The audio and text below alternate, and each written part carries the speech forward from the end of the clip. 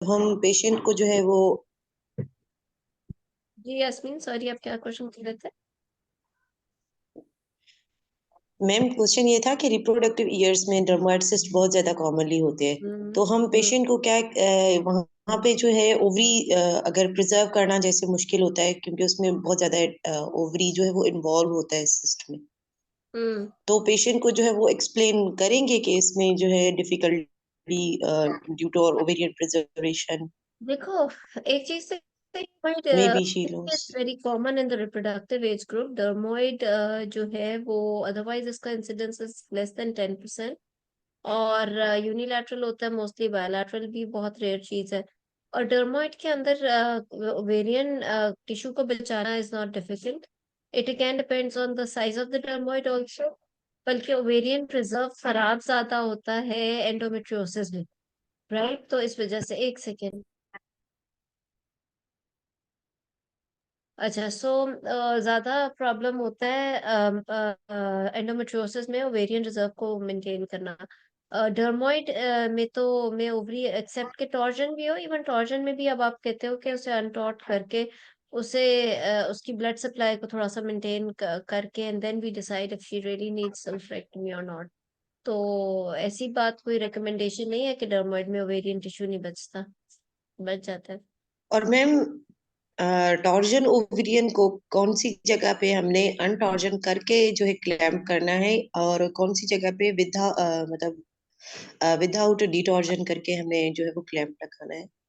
देखो, जो टॉर्जन है ना, उसके अंदर बहुत ज्यादा डिपेंड करता है उसकी अपेरेंस पे, ओवरी की। अगर तो आपको बिल्कुल ही ब्लैक और गैंग्रीनस लग रही है तो फिर तो आप direct even you can go for ovariectomy. However, this happens very very rarely because उससे पहले ही पेशेंट सेवेयर पेन के साथ प्रेजेंट कर देती है और डायग्नोसिस बन जाता है। क्लिनिकल डायग्नोसिस ही इसमें बड़ा इंपॉर्टेंट है। और फिर आप प्रोसीड कर देते हो। तो अगर वो ऑर्जन हुई भी है और it has started to become a little bit of, जिसे कहते हैं ना, ब्लैकिश होना शुरू हुई है, आप उसे डीटॉट या अनटॉट करके you can wait for some time. और मोस्टली मैंने तो अब ये देखा है कि 90% of the cases blood supply maintain हो जाती है और ओवरी ओवरी बच जाती है। ठीक।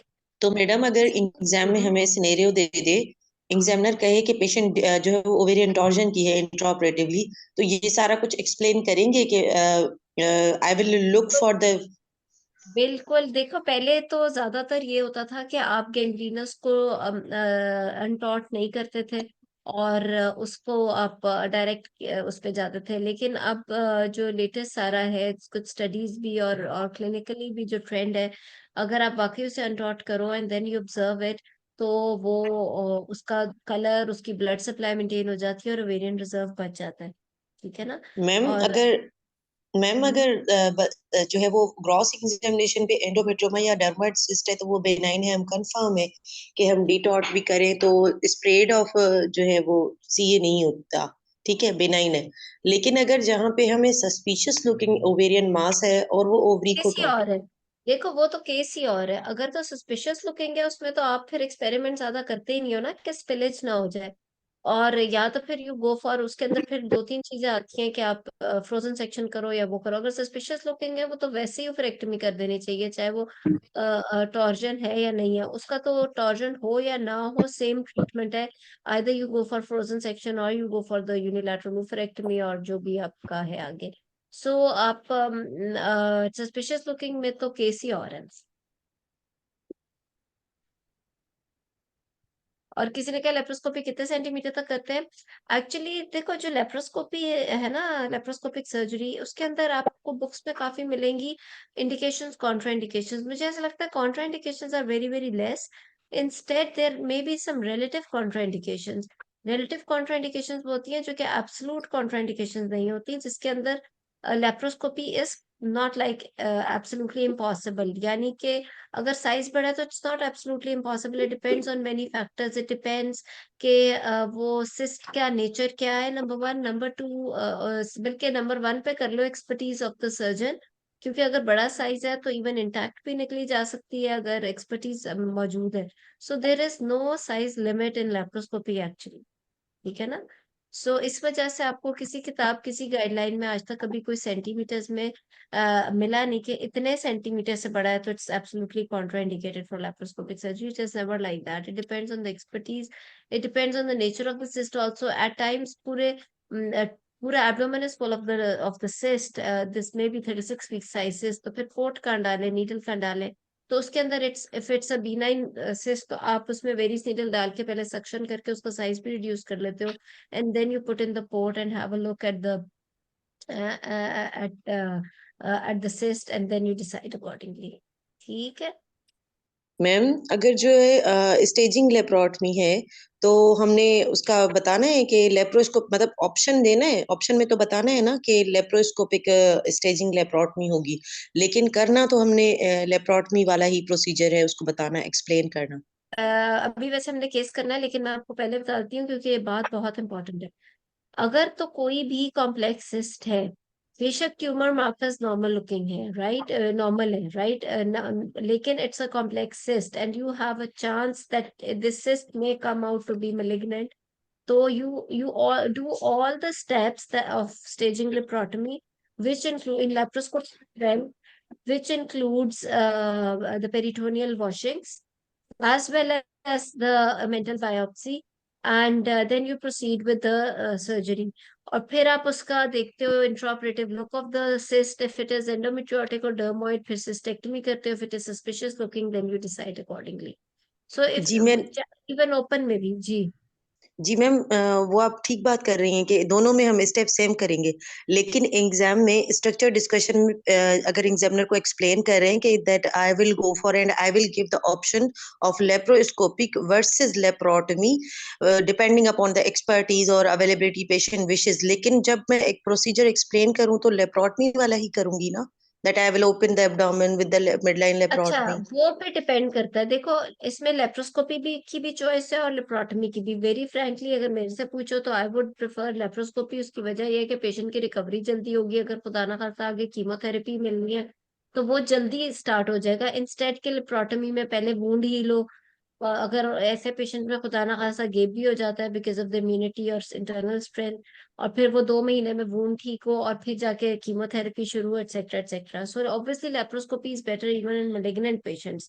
इसलिए आपने कहीं भी किसी गाइडलाइन में, किसी किताब में मेलिग्नेंसी में लेप्रोस्कोपी कॉन्ट्राइंडिकेटेड नहीं देखी हुई. It only depends on the expertise कि आप किस हद तक. Even lymph node dissection is done हमारे एक्चुअली सी एंडोमेट्रियम वगैरह में. लिम्फ नोड डायसेक्शन और उसका इतना ज्यादा वैसे अब रोल नहीं रहा. हाउएवर इवन अगर उसकी भी जरूरत पड़े तो laparoscopically it can be done very neatly. However अगर आप so laparoscopy is a better option, but because you don't have facility in the hospital, or maybe there are less expertise, availability of expertise in your hospital, so you can say कि इस वजह से अगर, but I will give options to the patient कि laparoscopy versus laparotomy. मैं उसकी laparotomy करूंगी और वो इस तरीके से करूंगी, क्योंकि बोलना तो एग्जाम में वही है जो आप करते हो. मैम जो डर्माटोसिस्ट वाला था ना, उस पेशेंट की डर्माटोसिस्ट 10 सेंटीमीटर की थी और प्राइमरी सब फर्टिलिटी भी थी, पेशेंट की एज अबाउट 30 to 35 के बीच में थी, तो भी उसमें हम्म. ओवेरियन प्रिजर्वेशन का हम मतलब कहेंगे I will try to. I have seen patient who is unmarried, एक मेडिकल स्टूडेंट थी वो, I think fourth year medical student थी, और उसने रात को प्रेजेंट किया 2-3 बजे with torsion, and she had bilateral dermoid cyst, और उसकी each cyst was 10 centimetre sized, और पूरा एब्डोमेन पे fundal height was nearly 30 weeks, and both were dermoid. This was a rare case. वो बच्ची खुद मेडिकल स्टूडेंट भी थी, और रात सारी लगा के किया तो लेप्रोस्कोपी के लिए मैंने. बट द थिंग इज कि वही बात है, लेप्रोस्कोपी में इतनी देर लग जाती है. मुझे आज भी याद है कि चांद रात थी वो, अगले दिन ईद था, और वो पूरी रात लगा के, बट उसकी both ovaries were conserve lucky. So आप 10 सेंटीमीटर हो या जितने भी सेंटीमीटर हो, there is no hard and fast criteria that you are not going to, you know, you're not going to preserve the ovarian tissue, especially in young girl who is there for the fertility as well. So आपने इस तरह के patients में, dermoid में, there is no indication of any type of oophorectomy or anything. आप ovarian tissue बिल्कुल conserve करें. और डर्मोइड में तो रिकरेंस भी नहीं है ना, कि अगर आप उसको सिस्ट निकाल रहे हो, जैसे एंडोमेट्रियोसिस में रिकरेंस और वो चीजें, तो आराम से आप कर सकते हो dermoid. Thank you ma'am. Welcome. ठीक है, गुड। और भी कोई क्वेश्चंस हैं तो इट्स रियली गुड। अगर हम वो कर लेते हैं उसके बाद हम केस कर लेंगे। वॉलंटियर आप देख लो किसने करना है। मैम ओवेरियन टिश्यू प्रिजर्वेशन, अगर टॉर्जन नहीं है सिर्फ सिस्ट है, ओवेरियन टिश्यू प्रिजर्वेशन, तो अगर अगर उस सिस्ट वॉल के साथ जो है ओवेरियन टिश्यूज हैं तो हम्म। वहां पे हम यूनिक्लीशन जो सिस्ट की करते हैं उससे हम प्रिजर्व करेंगे। जी। अच्छा। सिस्टेक्टमी करेंगे ना। सिस्टेक्टमी के साथ तो मैम ओवेरियन टिश्यू जो उसकी वॉल में है वो तो चली जाएंगी ना। हम्म। नहीं, सिस्टेक्टमी जब आप करते हो तो उसमें आप सिस्ट वॉल और हेल्दी ओवेरियन टिश्यू के बीच का प्लेन बनाते हो ना। अच्छा अच्छा, ओपन करके इनुक्लिकेशन की तरह। जी, न्यूक्लिएशन की तरह। ठीक किसी ने है। क्वेश्चन किया कौन से ट्राइमेस्टर तक लेप्रोस्कोपी कर सकते हैं। There is a very good talk article on laparoscopy in pregnancy. वो बहुत अच्छा है आर्टिकल है, हम किसी दिन डिस्कस भी कर लेंगे। लेकिन उसके अंदर सेकेंड ट्राइमेस्टर तक तो वेल एंड गुड। थर्ड के अंदर उसके अंदर कोई वीक्स भी दिए, आई थिंक 32 वीक्स या लेस। वो we need to check exactly, और उसके बाद नहीं हो सकती लेप्रोस्कोपी। किसी ने कहा लेप्रोस्कोपिक मायोमेक्टमी होती है, क्यों नहीं होती? मतलब ये कैसा क्वेश्चन है? बिल्कुल होती है लेप्रोस्कोपिक मायोमेक्टमी। ठीक है ना। Myomectomy laparoscopically is a very good option. मैं थोड़ी सी वो भी बात जल्दी से बता देती हूँ। उसकी वजह ये है कि there is almost no blood loss when you doing myomectomy. इसकी वजह क्या है? इसकी वजह ये है कि again you are using vasopressin, you are having a complete look, you know exactly the location of the fibroid, you know exactly the view, you can see the blood supply also। वो blood vessels आपको इतनी मोटी मोटी laparoscopy में नजर आ रही होती हैं कि आप चाहे उसको पहले पकड़ लो फिर मायोमेक्टमी कर लो, या you keep your self prevented from those blood vessels. और मायोमेक्टमी के बाद जब आप नीट सी सूचरिंग करते हो उसके बाद आई हैव सीन के मिनिमल टाइप ऑफ एडिशंस बनती हैं पेशेंट की, और मतलब बनती ही नहीं है एक्चुअली पोस्ट ऑपरेटिवली। और फर्टिलिटी बड़ी अच्छी कंजर्व रहती है। उसके अलावा ये कि जो मायोमा होता है वो आप कोल्पोटमी से भी निकाल सकते हो, नीचे से पोस्टीरियर वजाइनल वॉल या पोस्टीरियर फॉर्निक्स से लेप्रोस्कोपी में, या फिर आप उसको पीसनील करके भी अपने पोर्ट से निकाल सकते हो। और उसके अलावा ये कि there is one thing that if there is a single myoma, you know exactly कि there are not more than 2 myomas in the uterus, फिर तो ठीक है, फिर तो laparoscopic myomectomy is the best option. However if there are multiple myomas तो उसके अंदर अगर आप लेप्रोस्कोपिकली करोगे तो recurrence of fibroid will be more than like it's 25 to 30%। But if you do open myomectomy for multiple fibroids excuse me, then open के अंदर recurrence is less than 10%। उसकी वजह यह है कि ओपन में आपकी टेक्टाइल सेंसेशन होती है, आप पेल्पेट करके देख लेते हो कि फाइब्रॉइड जो है वो कोई रह तो नहीं गया। और laparoscopically you cannot palpate, and so you can miss a fibroid, a little one, a subserosal, or maybe less than a sub-centimeter fibroid in the myometrium, which can later on regrow, और वो फिर recurrence कर देता है fibroids की। सो ये थोड़ा सा नुकसान हो जाता है मल्टीपल फाइब्रॉइड्स वाले केस में लेप्रोस्कोपिकली के। आप अपनी पेल्पेशन से फील नहीं कर सकते उसमें, there is a chance that you can miss. HSG का क्वेश्चन क्या है? ये हमारी वैसे माइमेक्टमी पे एक दो क्लासेस मेरे उसमें है चैनल के ऊपर भी, मैं बता देती हूँ। वैसे there are two schools of thought कि whether you do the dye test during myomectomy or you do HSG before the myomectomy, or you don't do anything before myomectomy and just check the tubes 3 months after the myomectomy। सो दोनों ही school of thoughts हैं कि आप before myomectomy HSG तो नहीं, आप उससे बेहतर है कि ड्यूरिंग सर्जरी इंट्राऑपरेटिवली मायोमेक्टमी से पहले डाई टेस्ट कर लो, so you know the status of the tubes. और अगर आप वो कर लो बाद में कर लो, लाइक दूसरा स्कूल ऑफ थॉट ये है कि you don't do the dye test at all during the myomectomy, because आपने in any case 3 months after myomectomy उसकी ट्यूबल स्टेटस तो देखना ही होता है, इस वजह से। ठीक है। Ma'am, in case of endometrial carcinoma, if it is confined to only myometrium, to hmm. avoid the local recurrence, do we need to go for lymphadenectomy? No. Ma'am, okay, ma'am. Okay, thank you, ma'am. जैसे कुछ अंदर। ठीक है जी। और फिर question so ठीक है, आज किसने वॉलंटियर करना है? हमने मैस एब्डोमेन का थोड़ा सा आई वांटेड कि डीडी डिस्कस कर लूं, क्योंकि मैस एब्डोमेन इज एक्चुअली, अगर हम फाइब्रॉइड को, जी यास्मीन आप कर लो। मैम वॉलंटियर के लिए हाथ रेज किया था। गुड। अभी हम करते हैं। मैं ये कह रही थी कि मैस एब्डोमेन ऑफ कोर्स आज फाइब्रॉइड वाला तो क्लास नहीं है, इट्स मोर अबाउट ओवेरियन, लेकिन ओवेरियन में it's not always ovarian cyst, there is a long list of DD जो कि मैस एब्डोमेन को करता है केटर।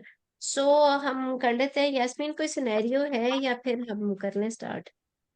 नहीं मेरे पास मैडम नहीं है सिनेरियो, आप बता दें। अच्छा चलो ठीक और है। मैडम मैंने ना डीवीटी प्रिपेयर किया था, आपने बताया था ना कि हाँ, थ्रोम्बोएम्बोलिज्म डीवीटी करेंगे। पे एक्चुअली ना बहुत सारी चीजें डिस्कस होने वाली हैं, वो हम अगली दफा करेंगे, क्योंकि उसके अंदर ना कुछ लेटेस्ट कुछ गाइडलाइंस और स्पेशली कुछ चीजें हैं, वो आई वांटेड कि हम सारी एक पूरी क्लास कर लें। मुझे था कि आज हम बड़े अरसे के बाद करें। I knew you you must be having lot of queries, जैसे कि अभी हम बात भी कर रहे थे। सो मैं उसको भी टाइम दे, अगला इंशाल्लाह हफ्ता जो है वो हम वो करेंगे मैम डीवीटी। लेटेस्ट गाइडलाइन वो अगर हार्ड सॉफ्ट कॉपी है तो शेयर कर दें हमारे साथ, क्योंकि वो वो हमने सारा जो है अब ना अगली पुरानी क्लास टॉक में, पढ़नी है।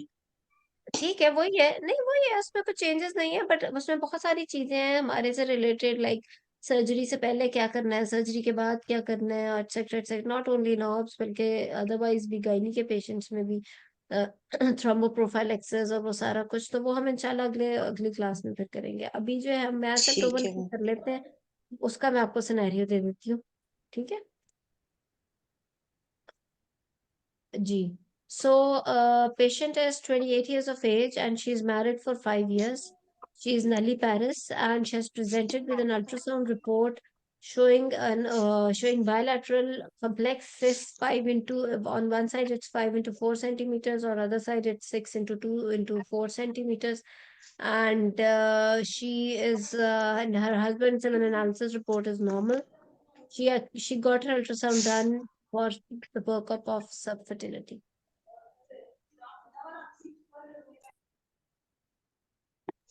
Ma'am nullipara bilateral ovarian cyst जो है एक साइड पे आपने कितना बताया? 5 into 4, दूसरे में 6 into 4।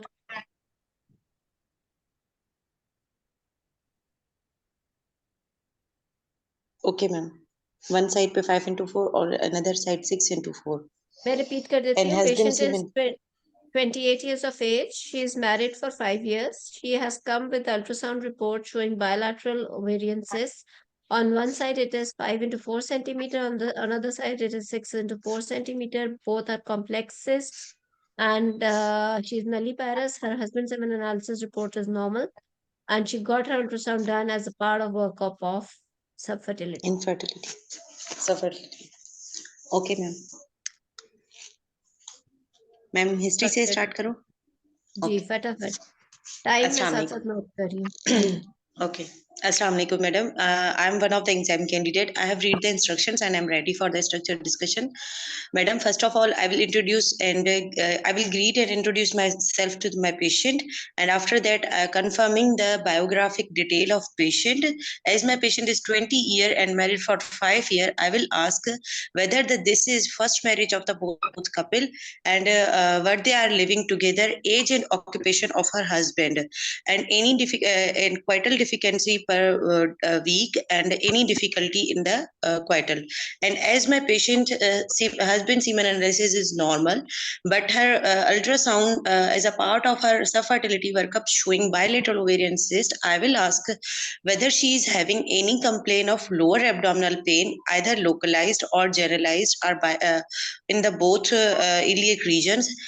Any if pain is present, then I will ask its duration, its severity, character, radiation, aggravating and relieving factors, and whether any other pressure symptoms like feeling of heaviness in the lower abdomen, or urinary or bowel complaint, and any history of the discharge per vagina or irregular vaginal bleeding. Then I will ask last menstrual period of my patient, previous cycle regularity, and days of the bleeding per month per cycle, and any intramenstrual or postcoital bleeding, dyspareunia or dysmenorrhea. If there is history of dysmenorrhea, then I will ask its onset, its pattern with the menstrual cycle, and its severity with associated urinary and bowel complaint in the days of the periods, like hematuria or dyschezia or dysuria. And then I will ask if the dyspareunia is present, I will ask whether it is superficial or deep. Then I will ask whether she has taken any medication for this subfertility up till now, any tubal patency test done, and a previous any history of any miscarriage previously. If yes, Hmm. then I will take the detail and whether any history of the DNC.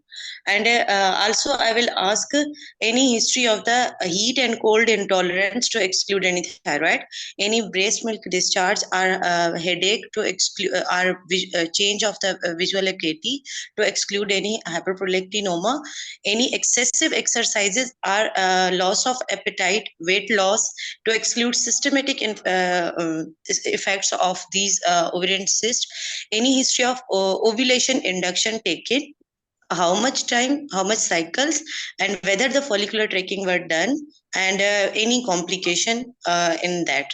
And after that, I will inquire for the uh, husband semen analysis for its date, whether the abstinence was done, and of how many days, and was it collected in the laboratory or in outside the laboratory. And then I will ask the any history of the hirsutism, acne, voice changes, or other signs of the virilization. And madam, after that, I will inquire any past surgical history, family history, especially of the infertility, or history of ovarian, endometrial, or breast CA in the family. And after that, any contraceptive or smear history, and past socioeconomic history of my patient, like history of smoking or any other addiction, and history of drug history or allergy history, and whether she has taken any medication for this or any investigation done, any uh, consultation for the treatment of this up till now, or for the infertility up till now.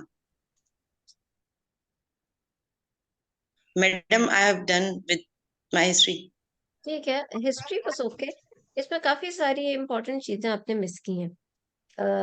देखो, मैं अभी थोड़ा सा बताती हूँ, फिर आगे examination पे कर लेंगे। इसके अंदर बड़ी इंपॉर्टेंट बात, ठीक है, इनफर्टिलिटी को तो आपने क्विकली कवर करना ही है, इसमें कोई शक नहीं। बट इसमें बड़ा इंपॉर्टेंट बात मैंने बीच में बोली कि कॉम्प्लेक्स सिस्ट है, राइट, विच शोज कि इट कैन बी, आपके माइंड में एक डीडी आना चाहिए कि ये जो कॉम्प्लेक्स सिस्ट है, शी इज ओनली 28। अब ये जो कॉम्प्लेक्स सिस्ट है, ये है क्या? इज इट, अब वो डीडी आपकी हिस्ट्री से समझ नहीं आ रहा था, आपने सीए की फैमिली हिस्ट्री तो ले ली, पर आपने अब बाकी चीजें रूल आउट नहीं की। और डीडी की, और डीडी में और भी बड़ी सारी चीजें आ जाती हैं कॉम्प्लेक्स, अगर आप करो तो क्या क्या माइंड में आएगा, यास्मीन बताओ। मैम, गायनाकोलॉजिकल और non gynaecological, although bilateral ovarian है तो बायोलैटरल इसमें देखे ज्यादा जो ना, है वो अभी गायनाकोलॉजिकल आती नॉन है। गायनेकोलॉ नहीं, ज्यादा नहीं, नॉन जी मैम। गायनेकोलॉजिकल तो निकल ही गया ना, अल्ट्रासाउंड हो गया, ओवेरियन सिस्ट आ गई, अब नॉन गायनेकोलॉजिकल की क्या बात करनी। जी मैम, वो हम वेग पेन में रखते हैं। हम्म। मैम, इसमें जो है एंडोमेट्रियोमा और जो है रिप्रोडक्टिव ईयर है, नलीपेरा पेशेंट है, इस वजह से टॉप पे। उसके अलावा ट्यूबो ओवेरियन एप्सिस और हम्म। bilateral hydrosalpinx if previous history of any uterine instrumentation or STI, hmm. and और bilateral dermoid cyst, रंगेज है। नहीं, वो तो ओवेरियन ही सिस्ट होगी ना, बिनाइन या malignant या फिर एंडोमेट्रियोमा। और और टीबी। मैम, जी मैम, ट्यूबोवेरियन एप्सिस, टीबी। ट्यूबोवेरियन एब्सेस की बात नहीं हो रही। ट्यूबोवेरियन टीबी एब्सेस की अलग अलग होती है। बीमारी है, ट्यूबरक्लोसिस अलग बीमारी है। ट्यूबरक्लोसिस में ट्यूबोवेरियन एब्सेस नहीं होता, टीबी टीबी होती है, ठीक है। जी ma'am. Tubo-ovarian abscess is the infection जो कि कोई गाय हैंडलिंग अनस्टरलाइज्ड इंस्ट्रूमेंटेशन से हो जाए, वो ट्यूबोवेरियन एब्सेस है जिसमें पस पड़ जाए। टीबी के अंदर तो टीबी है ना, वो तो केजी है, वो तो हर चीज ही और है। ठीक है, सो ट्यूबोवेरियन एब्सेस का अलग डायग्नोसिस है, मैनेजमेंट अलग है, कॉज अलग है, हर चीज अलग है। टीबी की कॉज अलग है। ठीक है, so pelvic tuberculosis is a very important diagnosis in this type of patient. She is only 28, शायद मेलिग्नेंसी से पहले वो टीडी आएगा हमारे कंट्री में। ठीक है, सो आपने अगर ये चीज टीबी वाली चीज जी मैम। नहीं रूल आउट की तो आपका ये वाला स्टेशन पास नहीं हो सकता। ठीक है, इसमें कोई शक नहीं। देखो आप जस्टिफाई कर सकते हो कि she is nulliparous, she is 28, she is got bilateral cyst, लेकिन वो बात तो अभी हिस्ट्री में तो नहीं ना हमें पता। हमें तो वो आगे जाके पता चलेगी कि एंडोमेट्रियोसिस है या टीबी है या एब्सेस है या क्या है। तो आपका एक बहुत इम्पोर्टेंट जो पार्ट है हिस्ट्री का, उसमें जब तक आप ये डीडी नहीं रूल आउट करोगे, जिसमें आप दाएं हैंडलिंग, जिसके अंदर आप कोई इंस्ट्रूमेंटेशन, कोई अनस्टरलाइज्ड एचएसजी, या फिर आप family history of CA, weight loss, bone pains, वो सारी चीजें, उसके अलावा कोई नियर वन में कोई ट्यूबरक्लोसिस की हिस्ट्री या उसकी अपनी कोई चाइल्डहुड ट्यूबरक्लोसिस की हिस्ट्री नहीं, जब तक आप रूल ये वाला डीडी आप 1 2 3 करके अगर नहीं पूरा करोगे, तो फिर you can not pass the station at all. मतलब फिर तो यहाँ तो हिस्ट्री पे ही फैसला हो रहा है। अच्छा, उसके अलावा अगर आप सीए की और डिटेल्ड हिस्ट्री लोगे तो उसके प्रोटेक्टिव और पॉजिटिव फैक्टर्स को भी रूल आउट करोगे। She is married for 5 years, who know, we don't know कि उसने फर्स्ट 3 years ओसीपीज लिए हो, तो वो एक तरह से प्रोटेक्टिव फैक्टर हो गया। क्या पता उसने मल्टीपल ओवुलेशन इंडक्शन ले लिए हैं, तो वो एक पॉजिटिव फैक्टर हो गया सीए का। तो जब तक आप एक डीडी को excuse me, जब तक आप एक डीडी को माइंड में रख के नहीं हिस्ट्री को करोगे कब पूरा, तो तब तक आप का ये जो स्टेशन है वो आगे चल ही नहीं सकता। ठीक है, और DD should be very very clear in the lower mass, lower abdomen, के अगर आपको स्कैन के ऊपर ओवेरियन सिस्ट दे दी है which is a complex cyst, तो फिर वो बिनाइन मेलिग्नेंट, या फिर वो एंडोमेट्रियोमा, या फिर वो ट्यूबरकुलोसिस, या फिर वो ट्यूबोवेरियन एब्सेस हो सकता है, राइट। तो इसको आप इसी तरीके से इसकी एक एक चीज को एलैबोरेट करके, और whenever we talk about CA, we always talk about the positive and the protective factors. ठीक है, risk factors versus protective factors की बात आपने वहीं करनी है, क्योंकि आपको खुद भी पता होना चाहिए, पेशेंट भी आपसे अगला सवाल करता है कि ये हुआ क्यों, और स्पेशली ये कि इफ दे नो कि ये हुआ क्यों, तो they may be able to protect their near ones from this. If it is genetic, तो क्या पता वो स्क्रीनिंग कुछ करा सके, एटसेट्रा एटसेट्रा। तो पॉजिटिव और प्रोटेक्टिव फैक्टर्स को रूल आउट करना बहुत जरूरी होता है इसके अंदर। तो your history is not complete till you don't make a DD and you ask detailed question of each and every differential जो आपने लिस्ट में रखे होंगे। ठीक है, तो वो आपने करना है। ओके, सो हिस्ट्री एग्जामिनेशन भी बता दो। हिस्ट्री से कोई चीज ऐड करनी है किसी ने तो भी बता दें।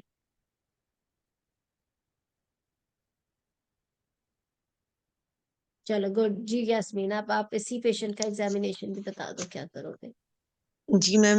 Ma'am, first of all, I will examine the weight and height of my patient to calculate the BMI. I will very check good. her blood pressure, pulse. Sorry, एक मिनट, अब ये जो हर चीज अब आप इसके अंदर कर रहे हो ना, it has to be related to your DD, right. अब जो एग्जामिनेशन है, अब देखो BMI is very important especially for tuberculosis also and many other things. Maybe कोई मेडिसिन देनी है जिसके अंदर तो everything now which you are going to do in this patient, या जो आप स्ट्रक्चर डिस्कशन में बोलोगे, वो चीज जो है ना आपको आपकी डायग्नोसिस बनाने में एज वेल एज आपको ट्रीटमेंट में वो यूज होगा। ठीक है, तो ना तो उसमें एक्स्ट्रा कोई चीज होनी चाहिए, क्योंकि इट्स अब ये टोक्स एक्सटेंडेड टोक्स है, अब ये घंटे वाला एग्जाम नहीं है, ना ही इसके अंदर आप कुछ मिस कर सकते हो। चलो अब बताओ। जी ma'am. Ma'am, weight and height to calculate the BMI, blood pressure, pulse, temperature, and temperature to exclude any infectious or TB, tuberculosis, and a pallor, jaundice, and facial hair growth, and also the thyroid for enlargement, breast, cardiac, chest examination, and then I will do the periabdominal examination for in I will do inspection for any bulge or distension, either localized or generalized, then do palpation for any tenderness, feeling of any abdominal mass if palpable, its site, size, margins, and adherence to overlying skin, and whether it is warm, red, and movable or not, tender, and whether it is the lower limit of that mass is palpable or not. And after that I will do the percussion for any percussion over the mass and also over the flanks to exclude any ascites. And then I will proceed Hmm. for the local examination in which I will look for the health of vulva vagina, then do sterile speculum examination for any discharge, bleeding. If not, then I will take the pap smear, and then I will do the bimanual examination for uterine size, its mobility, tenderness, whether any palpable mass, and if yes, then again all the characteristic I will feel the all characteristic of the mass, but I will also see whether these are movable with the uterus or not. ठीक है। तो ठीक good, ठीक था, but वही बात है कि मैं अपनी हर क्लास में यही कहती हूँ कि you have to be extra good, right, ताकि आपके पास कोई गुंजाइश ही ना हो एग्जामिनर के पास कि आपको वो मार्क्स ना दे। और ये वो स्टेशंस हैं जो कि आपके अच्छे वाले स्टेशंस हैं, आपने ये इनको इतना एक्स्ट्रा ऑर्डिनरी अच्छा करना है। उन स्टेशन एक आधा तो ऐसा स्टेशन होता है जो सबके लिए मुश्किल होता है, और वही एक डिसाइडिंग फैक्टर होता है पास फेल का, क्योंकि जो एक्स्ट्रा मार्क्स बहुत लेके निकले होते हैं, आसान आसान ही मैं कहूंगी, क्योंकि ये तो आना ही है एग्जाम में। तो जिसमें अच्छा मार्क्स जो लेके निकले होते हैं, फिर उनका उसमें वो वाला स्टेशन कवर हो जाता है। तो एक तरह से कह लो, जिसे कहते हैं ना पेपर आउट हुआ हुआ होना, तो इसी तरह ये वो वाले स्टेशन हैं जिसमें पेपर आउट हुआ हुआ है। Excuse me, जैसे mass abdomen, anaemia, cardiac, hypertension, diabetes, ये बहुत वो वाले टॉपिक्स या स्टेशन है जिसमें ऑलमोस्ट आपका पेपर आउट हुआ हुआ है, और अब आपने इतना अच्छा तैयार करके जाना है। क्योंकि अगर आप अच्छा नहीं भी करके जाओगे ना, तो आपका जो है वो बाकी और लोग इतना अच्छा करके आए होंगे कि वो आपका उसमें फिर।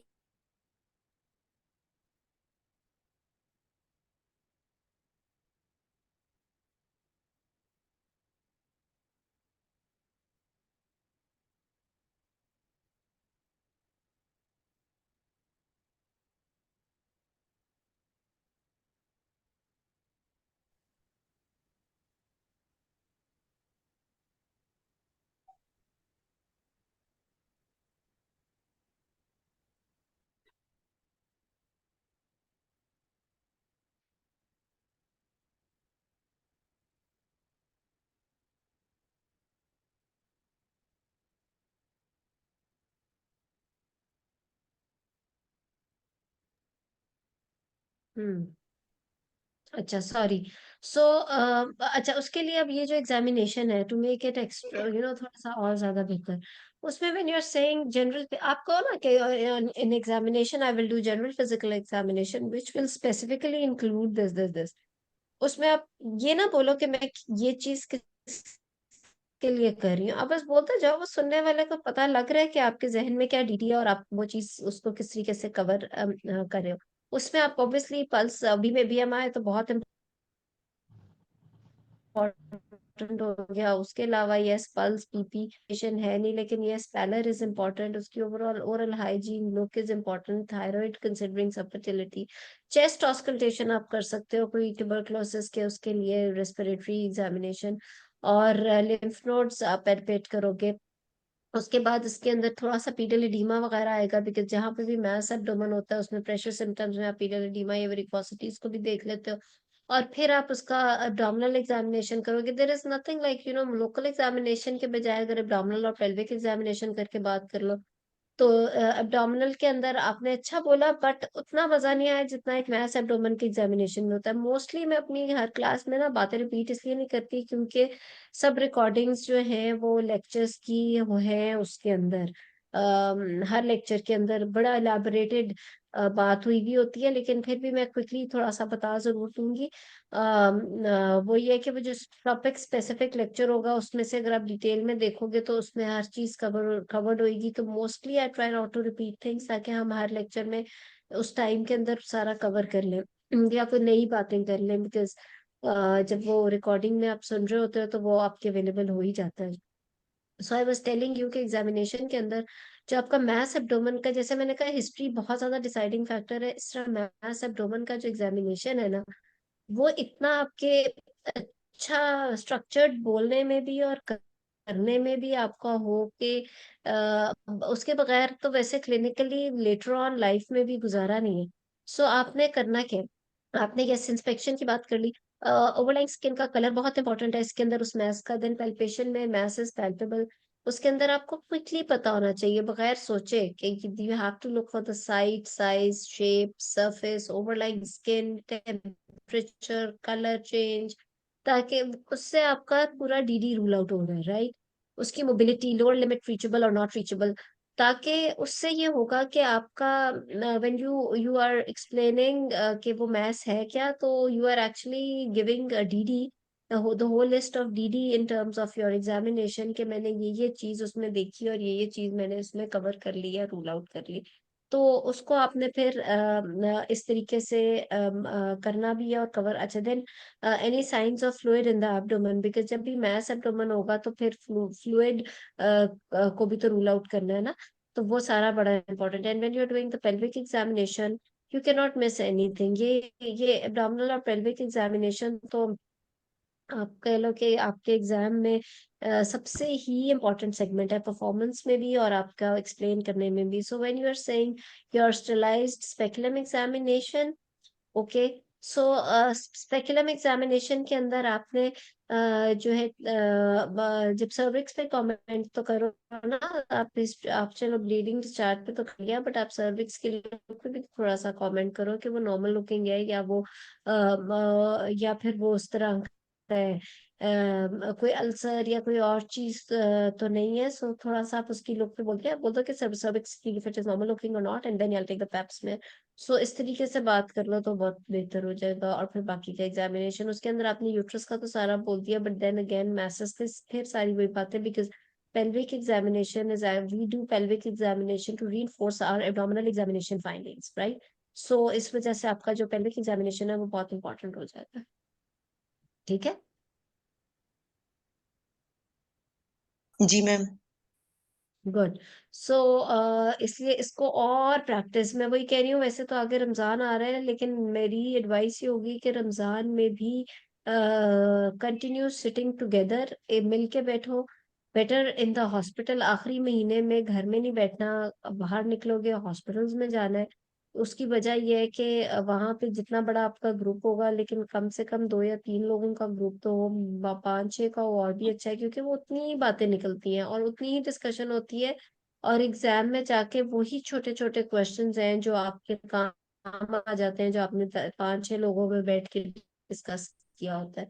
सो आप specially for extended talks you can not sit at home and do your own practice. Even आप अकेले भी पेशेंट के ऊपर प्रैक्टिस नहीं कर सकते, you have to make a group, move in different hospitals, be confident, आप जाओ पेशेंट्स को लो, बाकी लोग ऑब्जर्व करें, एक बंदा परफॉर्म करे घड़ी रख के, वो करने के बाद बैठो।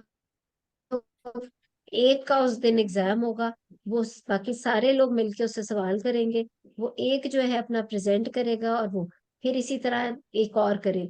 मतलब बारी बारी इस तरह से प्रैक्टिस सबकी हो रही होती है, क्योंकि वो जो एक प्रेजेंट कर रहा है वो टॉपिक सबका clear हो जाता है। तो उससे बहुत सारी बातें निकलती हैं। बट 5-3-4 लोगों के सामने बैठ के जब आप एग्जामिनेशन बोलोगे, बार बार अपनी प्रैक्टिस करोगे, तो उससे आपको फिर एग्जाम में खुद ब खुद ही बोलोगे। दूसरी चीज ये कि आफ्टर जैसे वो हॉस्पिटल में टाइम गुजार के, जितना अभी 6 आवर्स गुजार लो हॉस्पिटल में इस तरह से, या 8 आवर्स गुजार लो, then when you are back home do your homework as well. घर आकर भी चीजों को स्ट्रीमलाइन करो कि हिस्ट्री के क्या पॉइंट्स, वो 1-2 घंटे घर आकर भी you have to summarise everything that you do, ताकि कोई टॉप, क्योंकि every patient is going to be different. जैसे मैंने अभी आपको सिनेरियो दिया है, it can be anything, it can be endometriosis, it can be tuberculosis, it can be anything.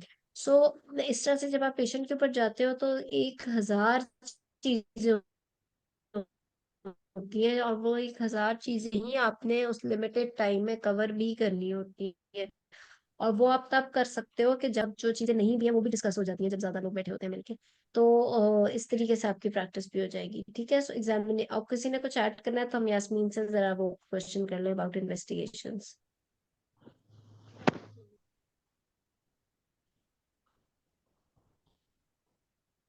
ठीक है, so quickly investigations Yasmin. Ma'am,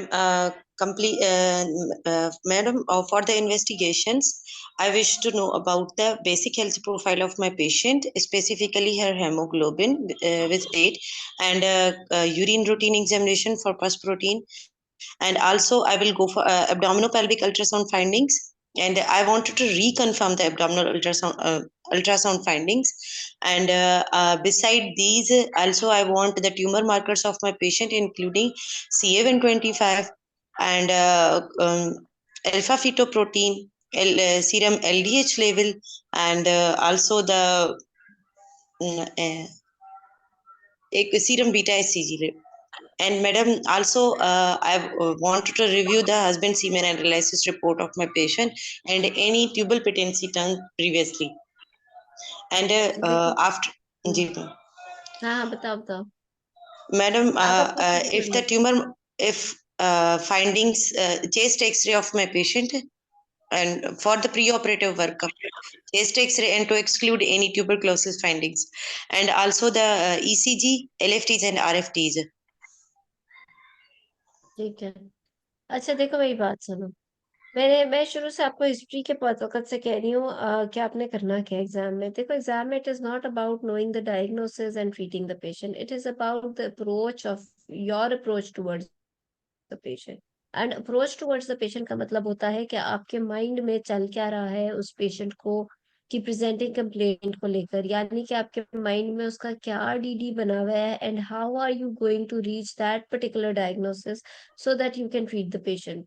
मैं फिर से बताती हूँ कि it's not about knowing the exact diagnosis at the very first place and treating it. यानी कि पेशेंट ने प्रेजेंटिंग कंप्लेंट बोली and you know it's fibroid and then you treat it, it's not about that. Exam is not about this thing, exam is about making a differential diagnosis, it's about your approach towards the patient कि आप उसके उस diagnosis तक कैसे पहुंचो after the whole DD list of DD that you have in your mind and then your the treatment you are giving to हर।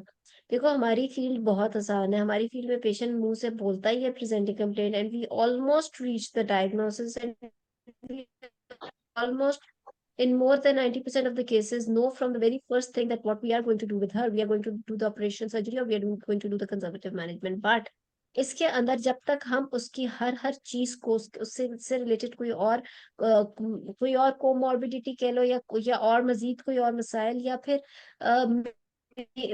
उसकी पूरी condition that if she is having fibroid just she really need a surgery या कोई और symptom है या नहीं है, similarly with ovarian cyst, it's not just about making the diagnosis and treating the patient।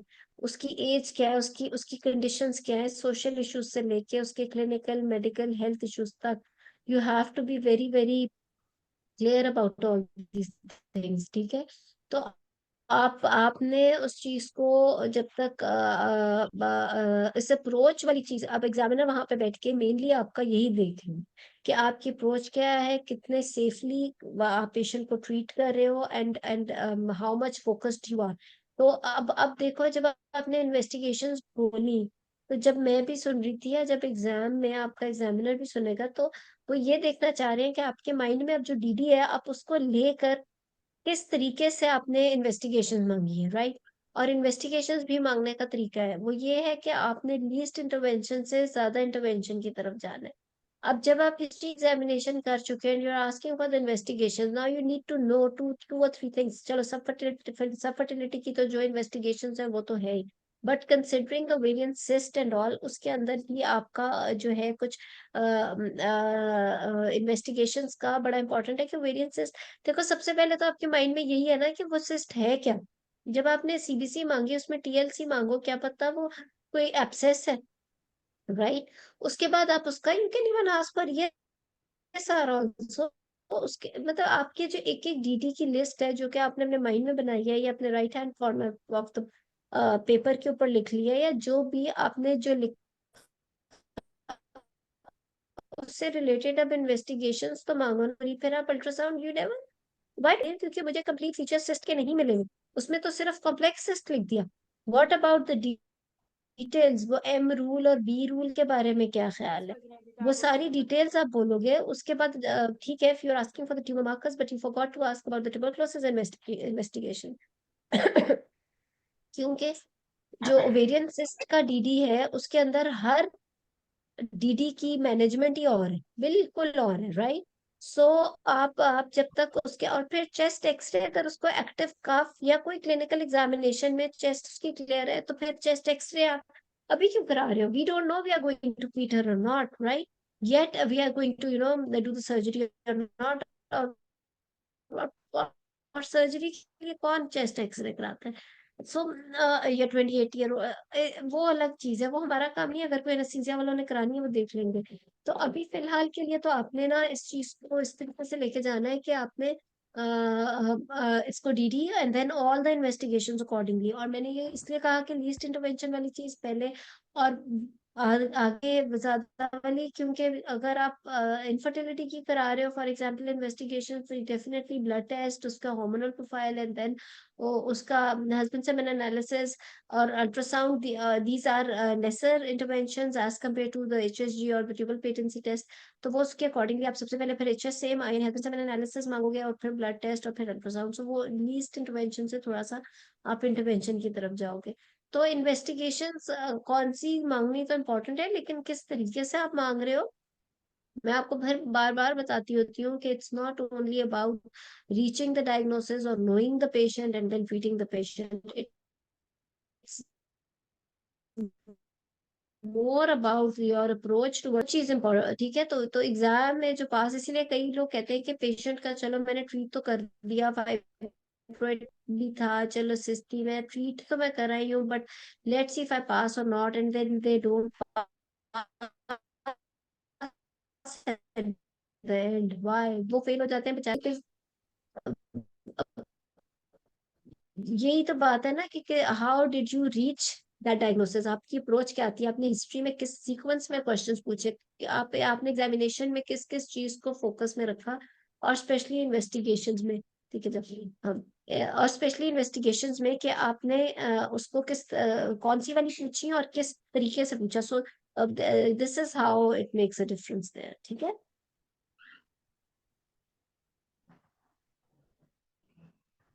Ji ma'am, madam जो hormonal profile है,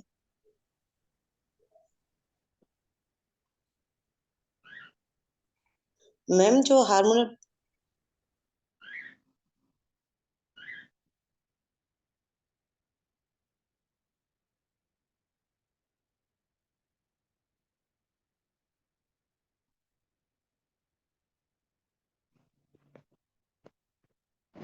sorry, हाँ जी जी यास्मीन, सॉरी आप क्या कह रहे थे? मैम जो हार्मोनल प्रोफाइल है उसको हम दोनों तरह से जस्टिफाई कर सकते हैं ना, कि अगर नहीं ले रहे, कि पेशेंट की अगर साइकिल रेगुलर है, हमें फाइंडिंग तो नहीं मिली ना हिस्ट्री की, अगर साइकिल रेगुलर है तो हम स्किप भी कर सकते हैं। अगर साइकिल इरेगुलरिटी है और पेशेंट जैसे सब तो अगर फर्टिलिटी की है तो मैं देखना चाहूंगी।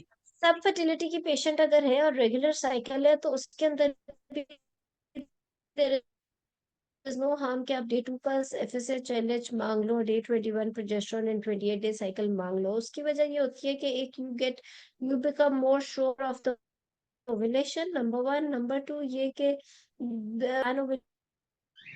डिस्पाइट हैविंग नॉर्मल साइकिल्स, तो इस वजह से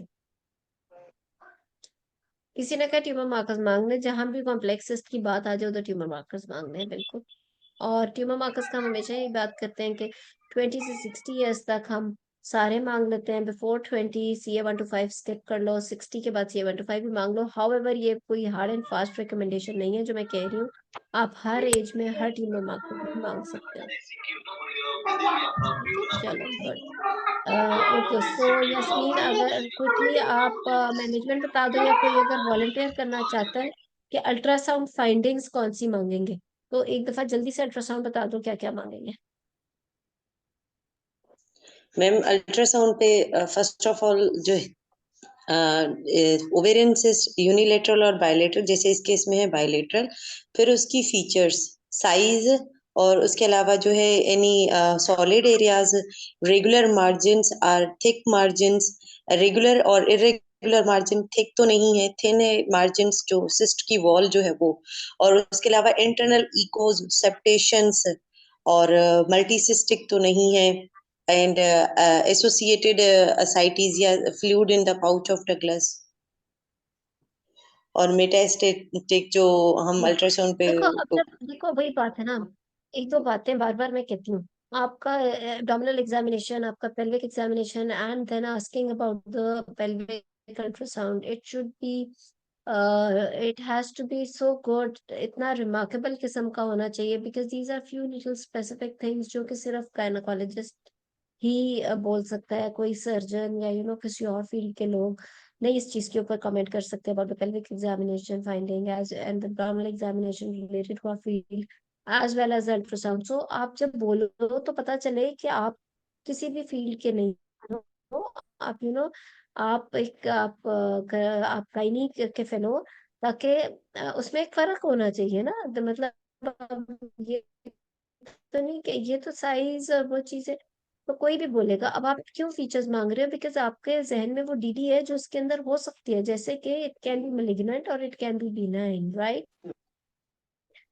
सो उसमें फिर आप चलो साइज और साइट और यूनिलैटरल बायलैटरल तो बाहर की बात कर सकते हो कि उसकी you can start with the thickness of the capsule, blood supply of the capsule, and then you come inside. अंदर आते हुए आप सेप्टी का साइज, बिकॉज वी नो कि कितने मिलीमीटर से ऊपर होगा तो एम रूल में चला जाएगा, वरना वो बी रूल में आ जाएगा। फिर उसके अंदर फीचर क्या है, डेबरी है नहीं है, मतलब वो सारे contents of the cyst, unilocular, multilocular, वो जो सारे एम और बी रूल के तो इतने स्पेसिफिक 1 2 3 करके बने हुए ना पॉइंट्स, तो आपने वो उसी तरीके से सारा पूछना होता है।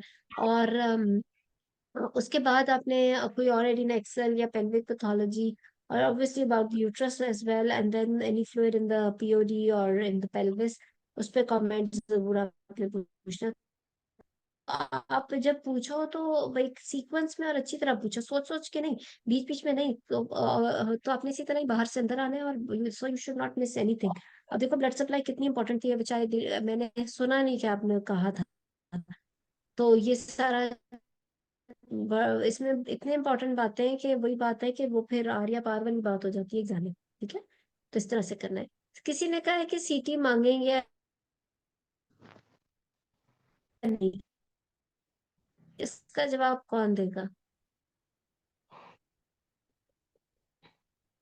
इस पेशेंट में सीटी कराएंगे कि नहीं? जी मैडम, जी यास्मीन। मैम करवाएंगे, लेकिन पहले जो है वो ट्यूमर मार्कर्स और कॉम्प्लेक्स जो फीचर्स है ना वो भी देखेंगे।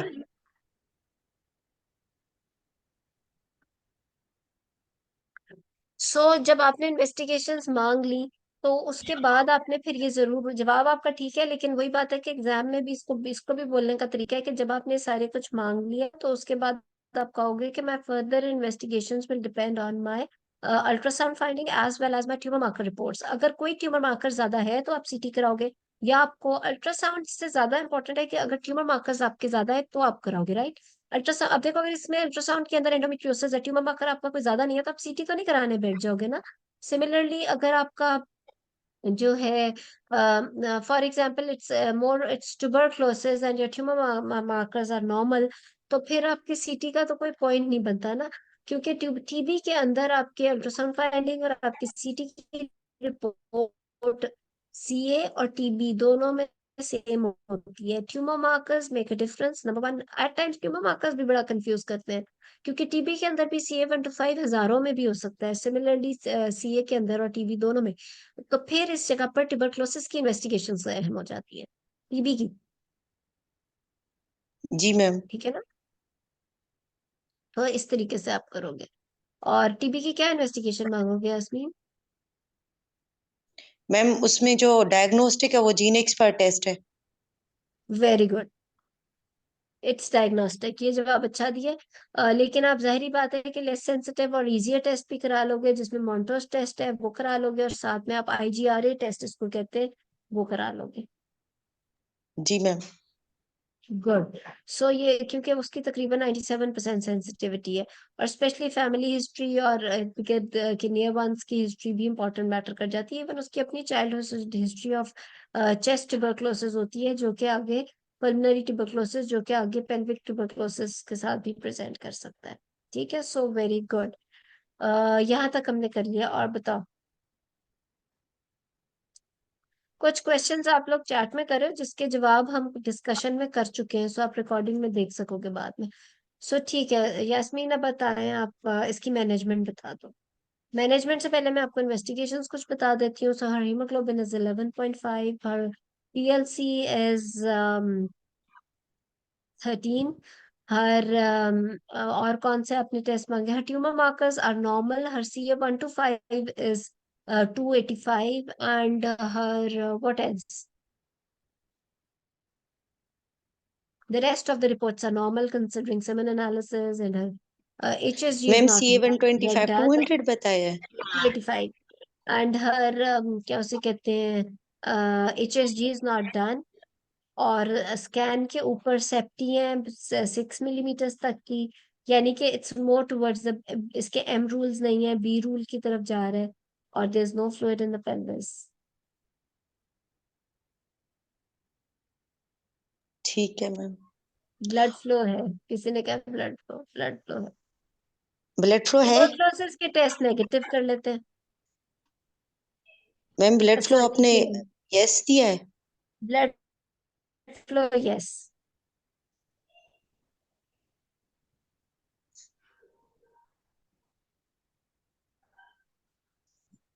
ब्लड फ्लो यस, लेकिन ट्यूमर मार्कर नेगेटिव। एक और चीज आपने बताई थी कि जो है मैलिग्नेंट फीचर नहीं है। ये 125 280। 285, ब्लड फ्लो है, कलर है, बायलैटरल है। ठीक है ma'am.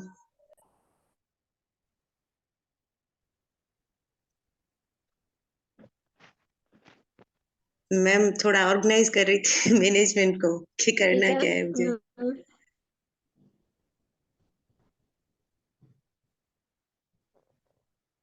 Okay, madam. Madam, first of all, I will sit with the patient and her husband and counsel the couple regarding the diagnosis. I will explain her that this is the complex cyst. Although the tumor markers are other tumor markers are negative, but CA125 is 285, and the cysts are complex on the ultrasound, and tuberculosis test is negative, but she needs intervention, and the option is also of the conservative option, but it has a risk of torsion and a cyst rupture, cyst accident, and the loss of ovarian tissue in that condition. So she needs surgical intervention in the form of either laparoscopy or laparotomy. But before that, I will offer involve the multidisciplinary team and involvement of the me as a gynecologist, anesthetist, laparoscopic surgeon, and also the psychologist uh, for this. Laparoscopic surgeon अलग तो नहीं होता? Gynaecologist should be the laparoscopic surgeon. आप जी कोई ma'am. उसके लिए surgeon को तो नहीं खुदा ना खास्ता बुलाओगे ना? वो तो आगे फिर सारी दोनों ओवरियां निकाल के आपके हाथ में रख देंगे। उन्हें तो उन्हें एंड दे डोंट नो कि एंडोमेट्रियोसिस की एनाटॉमी को भी कैसे रिस्टोर करना है, उसकी फर्टिलिटी को बेस्ट कंजर्व करते हुए। दे आर नॉट द जी मैम। गायनेकोलॉजिस्ट। तो या तो गायनेकोलॉजिकल लेप्रोस्कोपिक सर्जन बोल दो, या खुद ही कहो कि उसके अंदर गायनी के अंदर laparoscopy is a part of the training actually. So आप इसलिए उस चक्रों में ना पड़ो। ठीक है, आगे बताएं। Madam, I will offer my support to the patient because this is very difficult situation for her, and किसी ने कहा in the fertility with specialist, ये एक सेकंड जैस्मीन, किसी ने लिखा फर्टिलिटी स्पेशलिस्ट। देखो, जो मल्टी डिसिप्लिनरी टीम भी आप बुला रहे हो ना, वो भी एक सेंसेबल तरीके से होना चाहिए। Fertility, you are suppose to be a doctor of fertility, laparoscopic gynaecological surgeon, you are suppose to be that. So उसके लिए आप 10 लोग तो नहीं ना लाके खड़ा कर दोगे, तो आपने क्या करना है? You are going to get the degree of fellowship in gynae ना, तो आप, it's not like that, you have to know exactly कि multidisciplinary team का मतलब क्या है। ठीक है, चलो बताओ। ma'am, I will offer my support to my patient, and then I will counsel for the possible intervention in the form of laparoscopy. It will also help us for the diagnosis of the degree of or the stage of the endometriosis and also for the treatment purpose. And I will also counsel her that in the future for the fertility she may needs assisted reproductive technique. And so for that I will explain the procedure of the laparoscopy and laparoscopic cystectomy. एक second, And good. आपने decision तो ठीक लिया कि आपने surgical intervention करनी है, लेकिन उससे पहले जो काउंसलिंग है और प्रिपरेशन है उसमें बहुत ज्यादा गलतियां हो गई। देखो, आप कभी भी सर्जरी से पहले डायग्नोसिस का नाम ना लेते जाओ कि एंडोमेट्रियोसिस ही है उसको। वो तो इंट्राऑपरेटिवली पता चलेगा। आप कहोगे कि there is a complex cyst and I will explain to her that I have ruled out that it may not be malignant, although ultimate diagnosis will be made after histopathology report, because it is a complex cyst there, and there are few of the M rules like blood vascularity and bilateral and multilocular. कुछ तो M rules भी हैं उसके अंदर, ऐसी बात नहीं है कि it's declared as benign. However, the tumor markers which have got high sensitivity show that it's not a malignant cyst, but again 100% तो tumor markers की भी नहीं है जो biopsy की है, so ultimate diagnosis will be made on the biopsy report. Also, I have ruled out that she's not having tuberculosis, so considering all this and the fertility wishes, I will proceed with the surgery, right? For the surgery, I will do all these preparations. उसके अंदर ठीक है, pre op assessment तो आप करा लो, but उसके साथ साथ आप उसका जो भी अगर आपको ब्लड अरेंजमेंट का जो करना है, साथ ही आप बताओगे कि surgery is done for the biopsy, for the cyst removal as well as for the fertility workup, right? और उसके लिए अगर फॉर एग्जांपल लेप्रोस्कोपी के लिए, तो you have already told the patient that I am not sure as yet that it is malignant or benign.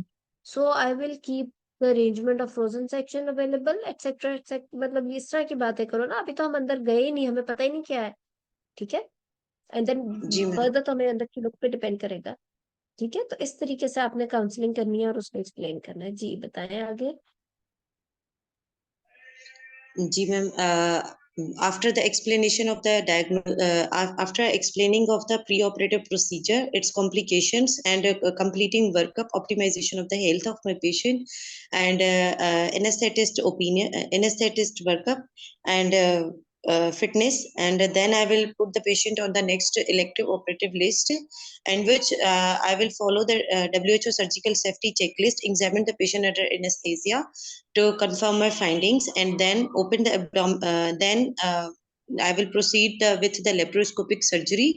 Intraoperatively, I will examine the size of the cyst and its site adherence to the overlying other structures. I will try to do cystectomy, preserve the ovarian tissue, and look for the do the staging. And if the frozen section is available, I will take the opportunity, and if not, then I will say the cyst for the do cystectomy, send the for the histopathology report.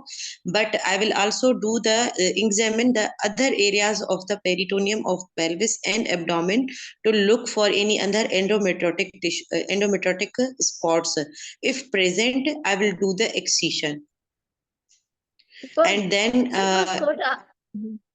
Ji and I will secure the hemostasis, and after the procedure I will shift the patient into the recovery room and do documentation, debrief the patient about the intraoperative findings, and give her enhanced recovery program, and for the explain her about the future fertility prospects, and then for ask the patient to follow up in the outpatient department with the good, histopath report, and बिल्कुल further ठीक है, treatment will you depend was upon good, the histopath. Very good. I think जो आपने बताया वो भी ठीक है, वो भी बुरा नहीं है, लेकिन मैं आपको बताती हूँ, अगर आपको वो पसंद आए उस तरीके से भी आप देख सकते हो।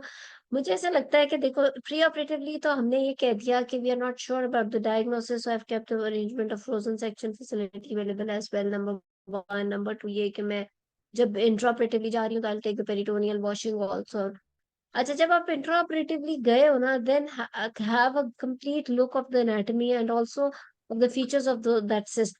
वहां पे अगर आपका there and then, because tumour markers are normal, बाकी सब कुछ अगर आपका ठीक है और वहां पे आपका एक इंट्रा ऑपरेटिव क्रॉस लुक से डायग्नोसिस एंडोमेट्रियोसिस का बन गया, then you don't need to talk about frozen section, or you don't need to talk about other things like biopsies and all that, then just treat her as a case of endometriosis. Chocolate material निकल आया, आपने सिस्टेक्टमी की, आपने extra जो उसके endometriotic spots है उसको burn किया, आपने उसकी एनाटॉमी रिस्टोर की, आप अपनी तरफ से कहो कि ट्यूबे भी मैंने ठीक कर दी, मैंने डाई टेस्ट किया, डाई टेस्ट आ गया, और फिर आगे जाके चाहे मैं उसको जो भी देख लूँ, मैं she is only 28, so we can see कि हमने उसका फर्टिलिटी के लिए फौरन से ट्रीटमेंट करके क्या करना है, राइट? सो फिर आप सिर्फ एंडोमेट्रियोसिस की लाइन अडॉप्ट कर लो। अगर इंट्राऑपरेटिवली एग्जामिनर कहता है, जो कि नहीं कहेगा, अगर अच्छा वाइवा जा रहा है वो नहीं कहेगा, लेकिन अगर वो कहते हैं कि सस्पिशियस लुकिंग मैस है, only then talk about frozen section or talk about urinary. अगर आपको okay, frozen section available नहीं है and it's a suspicious looking mass, then you can even do unilateral oophorectomy or whatever. मतलब you have to be, or I will stop the procedure there. I mean, for some time I'll come out and will talk to the attendants that this is the problem, that this is now a suspicious looking mass which may be malignant, and the treatment for malignancy, especially for the bilateral endometriotic, bilateral suspicious looking masses, the treatment is clearance surgery, right? So considering all that, I will come out, will arrange the frozen section, will wait for the report and decide accordingly. And if I don't have frozen section at all, या कुछ ऐसा है, तो I will explain to them that अभी मैं अगर इसकी कुछ लिमिटेड सर्जरी भी करूंगी, तो may be after 1 week or 2 weeks when the histopathology report is there and when I get to know that it is a malignant mass, then I will have to take the patient again back to the operation theater and she'll need the clearance surgery ultimately, because life obviously comes first, even before fertility or anything else. तो उसमें फिर clearance surgery, तो इस वजह तो आपने इसको it depends a lot on the intraoperative लोग, ट्यूमर मार्कर्स आपको एक रीइंफोर्स कर रहे हैं, बट अगर इंट्राऑपरेटिवली एंडोमेट्रियोसिस निकला है 28 years old, मिनिमली पेरेस, go for just talk about endometriosis, forget about frozen section or any other thing, or treat the patient accordingly. ठीक है? जी मैम।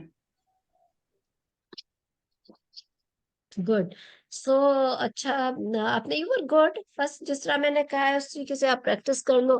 एक्चुअली मुझे लगता है कि आपने घर में बैठ के अच्छी प्रैक्टिस की हुई है, you know about the DD, about the points, about the theory, but अभी डिस्कशन ज्यादा नहीं की हुई, जिसकी वजह से आपको वो चीज किस तरीके से आपने कन्वे करनी है आगे, वो चीज अभी आपको और प्रैक्टिस चाहिए।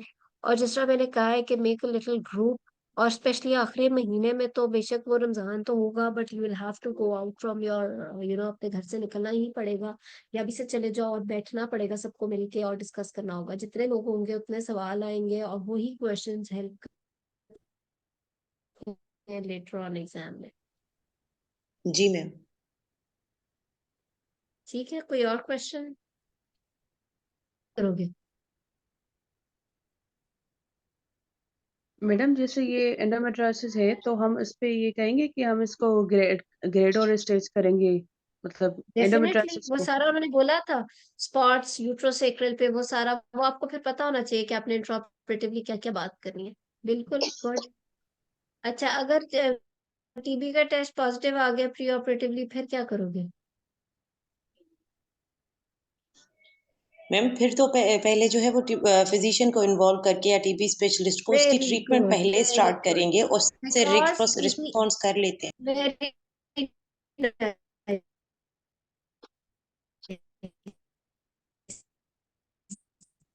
इसलिए क्योंकि ट्यूबरक्लोसिस का आपने फिजिशियन को involve करना है, उसको एटीटी स्टार्ट करनी है, 9 महीने की एटीटी देकर उसके बाद आपने उसकी फर्टिलिटी वर्कअप के लिए ट्यूबल पेटेंसी और वो चीजें चेक करनी है, और एटीटी से उसके मैसेज भी खत्म हो जाएंगे और काफी बेहतर हो जाएंगे। बट मैडम फर्टिलिटी प्रोस्पेक्ट्स ठीक है, पुअर होते हैं, उसमें तो वो एक्सप्लेन करेंगे even with the assisted reproductive technique. नहीं वो तो पुअर ही होंगे ना, जिसकी ट्यूबें डैमेज हो गई। हाँ, बिल्कुल बिल्कुल बिल्कुल, अनफॉर्चुनेटली यस। ठीक है, सो कोई और क्वेश्चन?